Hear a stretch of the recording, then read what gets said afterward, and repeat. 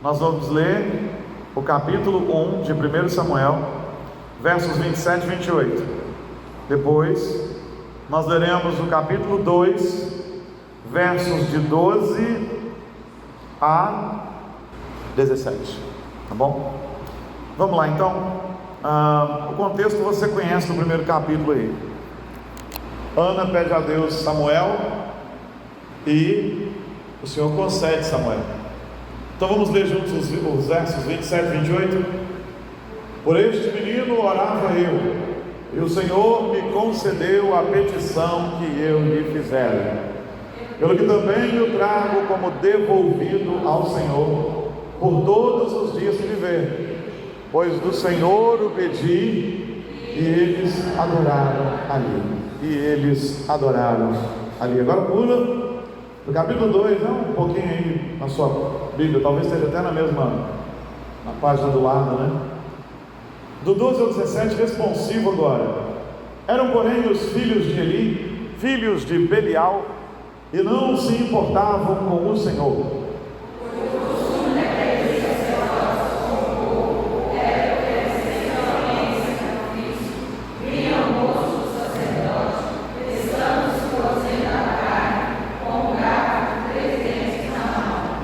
E mediam na caldeira, ou na panela, ou no tacho, ou na marmita, e tudo quanto o garfo tirava, o sacerdote tomava para si. Assim se fazia todo Israel que ia ali a Siló.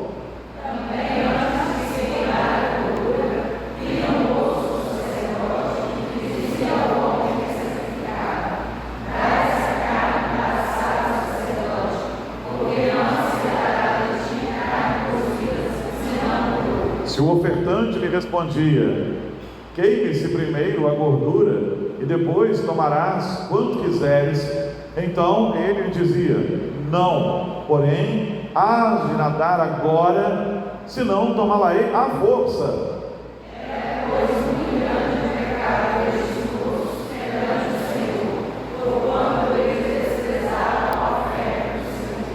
Enquanto eles desprezavam a oferta do Senhor. Queridos, aqui tem um contraste tão interessante, tão absurdo, que nós vamos pensar a respeito dele. Mas pensando no dia da Bíblia, que é hoje, e pensando nos ensinos que nós damos aos nossos filhos, na qualidade desse ensino, eu queria que a gente refletisse sobre filhos, compromisso, e sobre que exemplo nós seremos para aqueles que nos cercam. Isso tem deixado muito pensativo esses dias. Muito. Eu estava ouvindo uma pregação e o pastor estava dizendo o seguinte: olha, de todas as qualidades dos presbíteros e diáconos, se você enxugar aquela lista, todas as qualidades são de caráter. Só uma qualidade é preciso de preparo formal, que é apto para ensinar. Então é importante que a gente tenha caráter, e é importante que a gente invista. Mas não é isso. E é importante que a gente invista, viu? O upgrade aqui está mais alto. Então, queridos, eu tenho pensado muito sobre caráter, sobre como às vezes as pessoas podem estar no ambiente religioso e simplesmente estarem se perdendo, e sobre como podem e devem estar na casa do Senhor e serem uma bênção na presença do Senhor. Eu estava pensando em quantas vezes eu já ouvi coisas do tipo: eu criei meu filho na igreja e agora ele não está aqui. Olha, eu não quero pôr peso sobre a vida de ninguém, porque eu creio na graça do Senhor também, que Ele é poderoso para transformar nossos filhos, e Ele é maravilhoso para fazer tal coisa. Mas existe uma responsabilidade nossa para cuidar da nova geração, para cuidar dos nossos filhos, para cuidar que precisa ser cuidado. E quando eu olho para esse texto, eu vejo Samuel, que não era levita, que era da região de Efraim, se tornar um grande homem. E eu vejo os filhos de Eli, que eram da linhagem de sacerdotes mesmo, se perderem. Tudo isso por causa de um cuidado especial, que talvez, que certamente Eli não teve com a sua casa, mas depois teve com Samuel. Eu fico lembrando de mães que às vezes a gente falava assim, e pais, né? Olha, seu filho não está fazendo as coisas da escola dominical, não está. Aí ele vira e diz assim: isso é com ele se vira. Como que uma criança de 7 anos vai se virar, né? Eu já contei isso aqui. Ela não vai. Quais são as prioridades que a gente tem ensinado para os nossos filhos? A gente discute isso aqui. Os nossos filhos são do Senhor, mas muitas vezes não são. Sabe como que o seu filho é do Senhor? Muitas vezes, quando você quer um seguro de vida para ele, um salvaguarda. E é interessante que quando as crianças nascem, é muito comum os pais dizerem: ah, Senhor, é do Senhor. Aí trazem e tal, faz a consagração da criança via batismo, incluindo na aliança do Senhor. E quando a criança fica doente, então, a gente gosta muito de lembrar, né? Senhor, é teu filho, eu consagrei ao Senhor, é do Senhor, e a gente pede aquela bênção especial, aquela cura. Então ele é do Senhor, para que o Senhor o mantenha saudável. Mas aí o menino cresce e vira para a mãe e fala assim: mãe, você é missionário no Oriente Médio. Não, meu filho, não vá. Sonhei que você fosse um médico, sonhei que você fosse um dentista, um cientista, qualquerista. Não vai. Mas a gente não devolveu os filhos do Senhor? Se eles são do Senhor, eles são do Senhor. O Senhor leva para onde Ele quer. Mas se é para ir para onde a gente quer, então não é do Senhor. Fico pensando nas escolhas que a gente faz. Ana desejou muito um filho, e ela pediu esse filho, e ela era humilhada pela sua rival Penina, problemas da poligamia, né, que Deus condenou. Mas Deus viu a dor de Ana, e Deus contemplou Ana como filho, um milagre precioso. E Ana devolveu esse filho ao Senhor, de verdade. Ela pegou o menino, levou para o templo, para que ele fosse criado ali, de verdade. E o menino se tornou um grande profeta de Deus, grande homem de Deus. Ela sequer sabia se Deus lhe daria mais filhos, mas ela devolveu. Ela já estava feliz, ela já tinha tido o privilégio da maternidade. Ela podia olhar para a criança e dizer: eu tive um filho. Agora, ela podia devolver de todo o coração ao Senhor, porque ela já tinha tido um filho. Ela já tinha presenciado o milagre, ela já tinha testemunhado o milagre. Ela era o milagre, e o seu filho também. E esse filho era um tipo de Cristo, e era muito importante para uma judia ter filhos. Sabe por quê? Porque todas elas tinham a esperança, e algumas ainda têm até hoje, de que o Messias seria o seu filho. Olha que precioso. O Senhor havia prometido o Messias, e todas elas tinham esperança: meu filho pode ser o Messias. Era muito importante ter filhos ali. Mas sabe, acho que às vezes nos falta essa perspectiva também. É importante ter filhos. Eles não vão ser o Messias, porque o Messias já está aqui. Mas quem sabe a obra grande que o Senhor tem para o meu filho? E foi o que aconteceu com Ana. O filho dela não era o Messias, mas apontava para o Messias. O seu nascimento milagroso já apontava para isso, e as obras que ele fez também.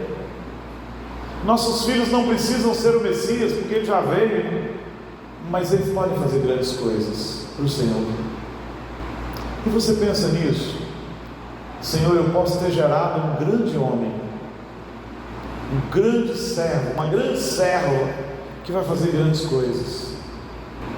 Eu não acho que a mãe dos grandes homens da história pensavam que estavam gerando os grandes homens da história que eles foram, mas elas imaginavam, e a gente sonha coisas maravilhosas para os nossos filhos. Mas hoje talvez só se sonhe materialmente. Meu filho será um grande profissional, uma profissão que dá dinheiro e respeitabilidade, e que enche a conta bancária. O pastorado sério não enche a conta bancária. O ministério sério não enche a conta bancária. Meu filho podia ser um magistrado, né? Um daqueles juízes que ganha 40 e tantos mil, ganha acima do teto, quem sabe até um juiz do Supremo, hein? Mas às vezes não pensam na grande obra que se pode fazer para a glória de Jesus. Nós precisamos orar pelos filhos, nós precisamos clamar para os nossos filhos, nós precisamos desejar fazer grandes coisas e que eles façam também. Não que eles não possam ter esses outros trabalhos, eles podem. Um médico que vive para a glória de Cristo é uma bênção. Um juiz que vive para a glória de Cristo é uma bênção. E como estamos precisando de juízes que vivam para a glória de Cristo, de promotores para a glória de Cristo, quanto mais melhor, de médicos para a glória de Cristo. E pode parecer um contrassenso, mas precisamos muito de políticos para a glória de Cristo. É muito fácil reclamar dos que nós temos, mas quais nós produziremos? Com cuidado, com discipulado, porque sim, ao longo da história, nós vemos muita gente entrando em igrejas, principalmente em grandes denominações, para se fazerem políticos, para terem o voto daquela turma, entendendo que, porque ele é daquela igreja, as pessoas têm que votar nele. Como é um político, é até bom falar sobre isso. Ninguém tem obrigação de votar em alguém só porque a gente é da mesma igreja. Mas se você tiver competência, eu não vou ter problema com isso. Mas o fato de a pessoa ser da mesma igreja que a gente não torna ela competente para você votar nela. Pois é, mas a gente precisa produzir gente que seja competente para a glória de Cristo ali também. Não, aquilo ali é uma área difícil, é uma área corrupta, então deixa o campo aberto para o diabo. Então, é assim que vai ser? Precisamos de poetas para a glória de Cristo. Precisamos de músicos para a glória de Cristo. A gente reclama, né? A música está um lixo. E aí, o que a gente está produzindo? Está tudo um lixo, mas nós estamos produzindo o quê? E não se engane, tem música que tem um selo gospel de qualidade que não glorifica a Cristo. Então nós precisamos de músicos bons até aqui.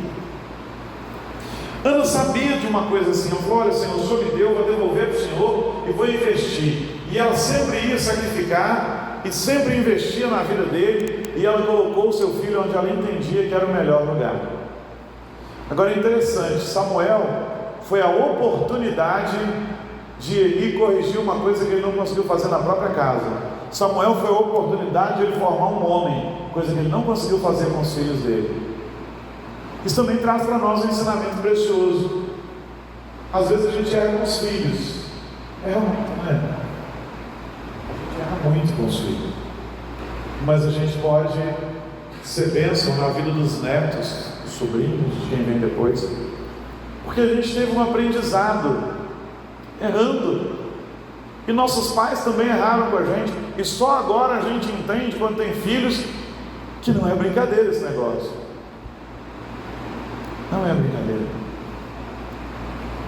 Mas ele lamentavelmente errou com seus próprios filhos. É o que a gente vê no texto, quando a gente desce no capítulo 2, rola para o 2 e começa lá no verso 12. nós vemos que os filhos de Eli eram filhos de Belial, eram homens com pecados e pecados amontoados sobre eles, embora fossem filhos do profeta, do sacerdote do Senhor. Tinha um costume interessante ali de o moço do profeta, do sacerdote, fincar o garfo para tirar carne, para alimentar aqueles homens. Mas os filhos de Eli pecavam nisso. Tinha um problema com os filhos de Eli. Eles não respeitavam a ordem das coisas, em que primeiro deveria se queimar a gordura da carne. Na verdade, eles queriam comer o melhor daquilo tudo, nem que fosse a força. É interessante que, de acordo com a lei que está em Levítico, no capítulo 7, versos 28 a 36, cabia aos sacerdotes uma parte dos alimentos sacrificados. O que se condena aqui é o abuso desse benefício. Esse que é o problema. Eles estavam abusando do privilégio que eles tinham, e isso fez deles homens extremamente pecadores. E isso fez com que o Senhor se aborrecesse, ao ponto do texto dizer, no verso 17, era muito grande o pecado desses moços perante o Senhor, porquanto eles desprezaram a oferta do Senhor. E enquanto os filhos de Eli vão pecando, Samuel vai crescendo, vai se tornando um homem maravilhoso, ao ponto de a Bíblia dizer que o Senhor abençoou a Ana, e ela teve muitos outros filhos, e ela concebeu e teve 3 filhos e 2 filhas. Mas o que está no verso 21 é maravilhoso. E o jovem Samuel crescia diante do Senhor. O jovem Samuel crescia diante do Senhor, mas os filhos de Samuel, de Eli, diminuíram. E quando a gente chega no verso de número 22, começa aqui a repreensão do Senhor sobre Eli. E o Senhor repreende Eli porque os filhos de Eli eram maus, e Eli não corrigia isso. Então o Senhor pesou a mão sobre a casa de Eli. Mas olha o texto dizendo outra vez no verso 26: mas o jovem Samuel crescia em estatura e no favor do Senhor e dos homens. Os filhos de Eli eram mal vistos dos homens, mas Samuel era bem visto. Os filhos de Eli eram mal vistos por Deus, mas Samuel crescia em favor. Ana tinha pouco tempo diante de Samuel, mas todo o tempo que ela tinha, ela ia lá, anualmente, ela ia sacrificar, ela levava investimento para o seu filho, que ela devolveu ao Senhor. Ele não. Sabe o que é interessante aqui? É que às vezes a gente acha que errou com os filhos e eles cresceram, e agora são grandes e nós não temos mais responsabilidade sobre eles. Mas não é assim. Temos ainda, filhos sempre serão filhos, e nós temos toda a autoridade para corrigir, aconselhar, repreender, não importa a idade. Quando Deus repreende Eli, seus filhos são homens feitos, mas ainda assim Deus o repreende, porque um filho nunca deixa de ser filho. Eu tenho 48, Giza tem 20, são 28 anos de diferença. Eu posso ter 98 daqui a muito tempo, 50 anos, e ela 70, ela ainda vai ser minha filha. Eu ainda terei o ofício de aconselhá-la, de conversar, de falar, mesmo que eu tenha errado lá atrás. Deus condena a descendência de Eli, o próprio Eli morre de uma maneira absurda quando a arca é levada, porque Eli não corrigiu seus filhos como deveria corrigir, mas ensinou Samuel. Nós nunca deixaremos de ser pais, e nunca passará o tempo em que temos o direito de corrigi-los. Talvez a gente mude e deve mudar mesmo a dinâmica do negócio. São adultos? Converse como adulto. Meu filho, senta aqui do meu lado. Olha o que está acontecendo aqui. Tem que corrigir. Se está pecando contra Deus, tem que corrigir. Eu conheço filhos que pensam o seguinte: fiz 18 anos, meu pai não tem mais responsabilidade sobre mim. Seu pai pode não ter responsabilidade financeira sobre você, e você precisa mesmo tomar um rumo na vida. É absurdo que um homem de 40 anos esteja em casa com a mamãe fazendo as coisas para ele e jogando videogame. E, aliás, já falei sobre esse negócio de videogame aqui, né? Eu tenho casos e mais casos no ministério em que o casamento acabou porque o sujeito estava traindo a mulher com videogame. Porque se não dorme com a esposa e passa a noite inteira jogando videogame, então está errado mesmo. E o sujeito não vira homem. E você tem todo o direito de repreendê-lo. É claro que chegou uma idade que tem que tomar postura mesmo. Tem que tomar postura. Mas isso não nos exime da responsabilidade de dizer: senta aqui, meu filho. Este tempo é um tempo que está infantilizando os nossos filhos e tirando de nós os nossos filhos, e nós não podemos permitir.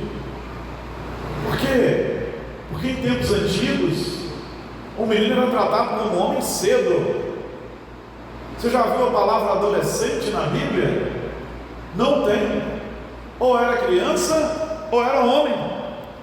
Não tem a palavra adolescente na Bíblia. Não tem. Tem a palavra jovem, mas o jovem é forte e tem vencido o maligno. E aí, já de muito tempo, criou-se essa classe de adolescente que vai de 12 a 18. E agora já estão querendo estender para 24. Esse homem não vai virar homem nunca, essa menina não vai virar mulher nunca, vai ser adolescente até os 24 anos. Existe uma conversa sobre isso aí, que eles acham que os tempos mudaram, a adolescência, e aí nossos filhos nunca serão adultos, nunca terão responsabilidade, ou demorarão demais. E ainda o Estado quer educá-los, só nos quer como provedores financeiros. Mas não é isso que nós somos. Não somos provedores financeiros. Provemos, mas a provisão maior é dos ensinos do Senhor e de princípios. Essa é a maior provisão. Sabe o que é engraçado? A gente acha que tem que prover tanta coisa, e a gente fica se preparando para dar tanta coisa para filho, e o sujeito que tem 5 cria do mesmo jeito que a gente. Um dia que eles meninos são marrom, o sujeito que tem 10 também. Eu tenho um amigo de ministério que eu vi na semana passada, lá em Nova York, quando a gente foi ao batismo de um irmão muito querido, o Sr. Lucas, e mais outros irmãos. E o pregador é um pastor chamado Gessé, um amigo querido. O Gessé tem aproximadamente a minha idade, e a turma da minha época já não tinha muitos filhos mais não. Meus pais tiveram 3 filhos, um morreu infelizmente, né? E a turma dessa geração é dessa linha de 2, 3 filhos, não é, Zé? 3, turma mais ou menos da minha idade. O Gessé tem mais ou menos a minha idade. Sabe quantos filhos eles são? Filhos do mesmo pai e da mesma mãe. O Gessé tem 21 irmãos. São 22 filhos. Ele é o 21º. Está todo mundo vivo, todo mundo criado, todo mundo trabalhando, todo mundo tomou rumo. Ninguém morreu. Comeu, passou dificuldade, certamente, mas todo mundo foi criado. E Deus deu graça. O que eu estou dizendo para você? que às vezes você está tão preocupado com o tênis da moda, a roupa da moda, o videogame da moda, a TV da moda, que você não tem tempo para a sua casa, você não tem tempo para o seu filho, você não está criando ele. Você está dando bens materiais, está fazendo exatamente o que esse mundo quer, dando bens materiais, mas e o tempo de educação, o tempo de princípio, o tempo de investimento espiritual? Eu ia citar, eu prefiro citar o Jessé, eu ia citar meu avô, que teve 13, e todos os meus tios sobreviveram. Aí você vai falar assim, mas o contexto era rural, tinha que ter muitos filhos mesmo para trabalhar na roça. Não é bem assim não, é difícil também. Tem um pessoal que nunca morou na roça que acha que a roça é um sonho. Experimenta ficar lá para você ver se é um sonho. Eles acham que tudo nasce muito fácil. Ah, isso aqui é uma fartura, isso aqui é um pouco, você mata um pouco, você quer comer um negócio, está lá ninguém plantou, né? Ninguém engordou aquele porco, ninguém levantou de madrugada, né? Para tratar de cada bicho daquele. Não é assim não. Mas ainda que eu já saiba que já é um contexto mais urbano e de um tempo mais próximo do nosso, mas todo mundo é criado. Deus dá graça. E às vezes você está preocupado com Xbox, com PlayStation 5, com Nintendinho, com TV 4K, não, agora é 8K, né? Com tantas coisas que vão passar, tudo isso vai passar. Tem um Xbox 360 lá em casa, ninguém nem quer mais aquilo, mas a palavra vai ficar. Ana investiu no filho, ele investiu só no ofício dele, e os filhos aprenderam o ofício, mas não aprenderam de Jesus. Os filhos eram velhos, mas mesmo assim Deus repreende a Eli. Você devia ter corrigido seus filhos. Você precisava ter exortado seus filhos. Você não podia ter os deixado fazer o que eles estavam fazendo. Aí alguém pode pensar assim, mas e se ele exortasse e mesmo assim os filhos continuassem a fazer? Eli seria inculpável. Mas ele não é inculpável. Mas Samuel é a manifestação de graça na vida de Eli, porque Samuel é o filho de criação que deu certo, justo de criação. Mas olha o que o investimento faz. Aquele que não era da linhagem sacerdotal é que se torna o grande profeta que ele queria. Aqueles que eram da linhagem, não. Aquele que era uma impossibilidade se torna um grande homem de Deus. Aqueles que nasceram seguindo o fluxo da biologia, embora fossem milagre, né? A gente não percebe tanto como milagre, como alguém que a mãe chorou até as lágrimas, até ser confundido com uma embriagada. A gente não percebe tanto milagre como o nascimento de Samuel, mas era milagre também. Mas eles nasceram no fluxo normal da biologia e não se tornaram grandes homens. Antes se tornaram homens maus, que o Senhor matou pelo bem do seu povo. E aí a pergunta que fica era o mesmo ambiente religioso, era a mesma igreja, mas gerou homens tão diferentes, se comparamos os filhos de Eli com Samuel. Onde é que está o segredo?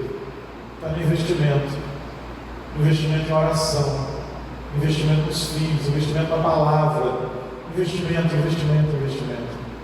A igreja aqui vai continuar sendo a mesma. A igreja sempre foi a mesma. Por que alguns homens se tornaram notáveis, alguns até improváveis, e outros prováveis não? Investimento.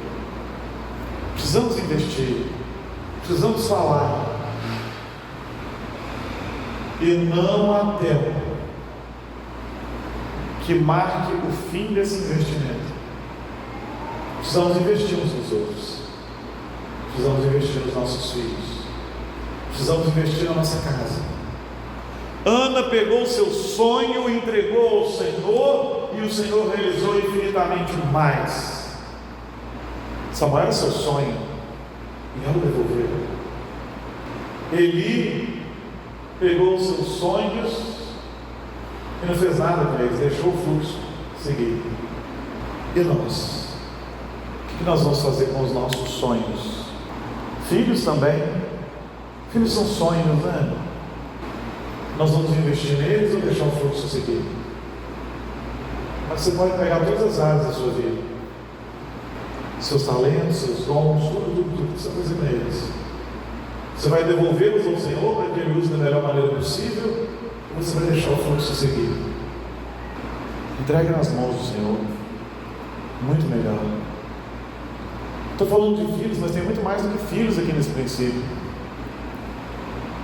Aquele presente que foi devolvido ao Senhor se tornou algo gigante.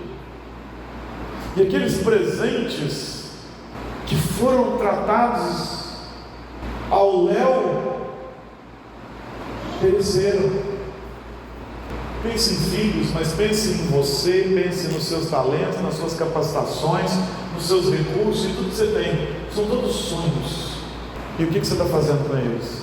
Vai devolvê-los ao Senhor para a glória dele ou vai deixá-los seguindo o fluxo deste mundo?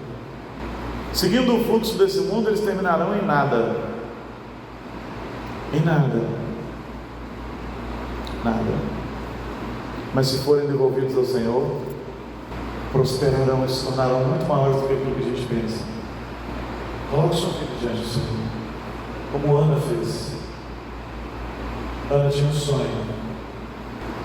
Ela orou por esse sonho, ela chorou por esse sonho, ao ponto de o profeta pensar que ela estava embriagada. Ela: não, Senhor, eu movo os lábios, mas não sai voz, porque eu estou desesperada pelo meu filho que eu não tenho.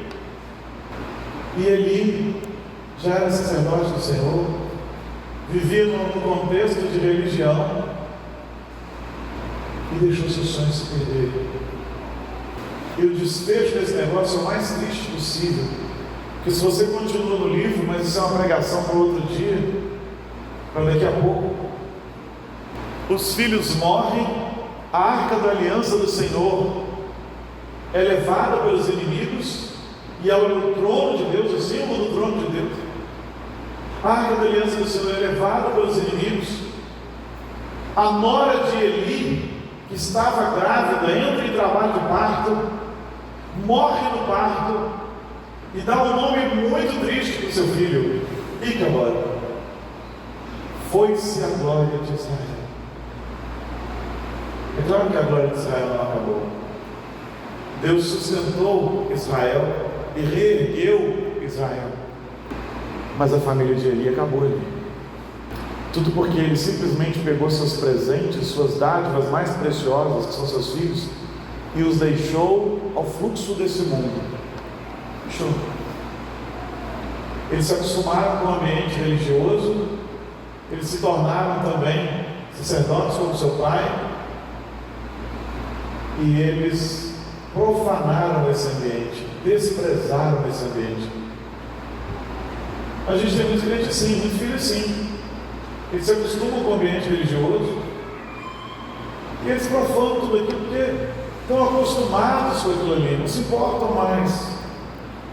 Mas Ana pegou seu filho e devolveu ao Senhor. E o mesmo homem que não foi capaz de criar seus filhos foi instrumento de Deus para formar um homem fantástico, que é Samuel. Isso é graça. E isso nos traz um ensinamento precioso também. Nós devolvemos ao Senhor, confiamos no Senhor, investimos na perspectiva do Senhor, e a graça do Senhor vai agir. Feche seus olhos, olhe o Senhor e diga: Senhor, eu quero entregar meus sonhos nas tuas mãos, os meus sonhos mais preciosos e que já são realidade, meus filhos, ou os filhos que terei, ou os filhos que o Senhor me dará. Quero entregar nas mãos do Senhor, porque eu quero que eles se tornem muito maiores do que qualquer coisa que eu possa sonhar para eles. Eu tenho certeza, Ana nem imaginava no que Samuel se tornaria. Ele se tornou muito mais do que aquilo que ela podia imaginar. Mas não pense só em filhos, pense em tudo na sua casa. Tudo. Tudo, tudo, tudo. Tudo. Coloque nas mãos do Senhor. Lembra do que eu compartilhei com você no meio do culto, no começo do culto, sobre fé? Fé é descansar todo o peso no Senhor, nas mãos do Senhor. É colocar todo o peso nas mãos do Senhor, sabendo que Ele não vai te deixar cair, Ele não vai te desamparar. Então coloca e faz um compromisso com o Senhor. Senhor, vou cuidar dos meus presentes, não vou me esquecer dessa noite, não vou me esquecer desse dia. E agora nós chegamos a um ponto importante, que é quando a gente tem que tornar tudo isso muito prático. Invista nos seus filhos, faça culto com eles. Às vezes é tão difícil, lá em casa é difícil, não é só na sua não, mas nós precisamos investir nisso, fazer um compromisso. Nós vamos voltar a fazer de alguma maneira. A gente vai achar um tempo, ore com eles e por eles, estimule-os a orar também, conte histórias da Bíblia, compartilhe os grandes feitos do Senhor, eduque, instrua. Não deixe essa tarefa para o mundo não, porque o mundo vai destruir nossos filhos. A tarefa é nossa. Coloque seus filhos nas mãos do Senhor, descansados, sabendo que o Senhor vai fazer o melhor. Coloque também seus dons, suas capacidades, seus talentos para que Ele faça com eles infinitamente mais do que aquilo que a gente poderia pensar que podia fazer. E talvez haja coisas em seus filhos que mesmo homens ou mulheres já têm te deixado preocupados. Põe ele do seu lado, senta e fala: eu quero ter uma conversa com você. Conversa com ele. Um pai nunca deixa de ser pai. Uma mãe nunca deixa de ser mãe. Um pai nunca deixa de ter responsabilidade sobre os filhos. E o filho nunca deixa de ter o privilégio e a obrigação de honrar seu pai e sua mãe, seus pais. Vamos transformar essas coisas que a gente ouve em atitude prática. É tão bom quando a gente resolve alguma coisa. Uma resolução, tem uma resolução nessa semana. Eu vou conversar com meu filho, eu vou consertar aquele negócio, eu vou fazer isso.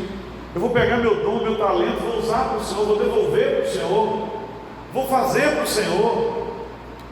Tem uma coisa que não pode continuar acontecendo: é a gente ouvir sermão após sermão, domingo após domingo, e não fazer nada com isso. Vamos orar ao Senhor. Senhor, nós fomos desafiados nessa noite, e nós queremos graça do Senhor para as nossas vidas. Faz em nós conforme o Teu querer. Desafia-nos, Pai, que possamos colocar todo o peso diante do Senhor, sobre o Senhor.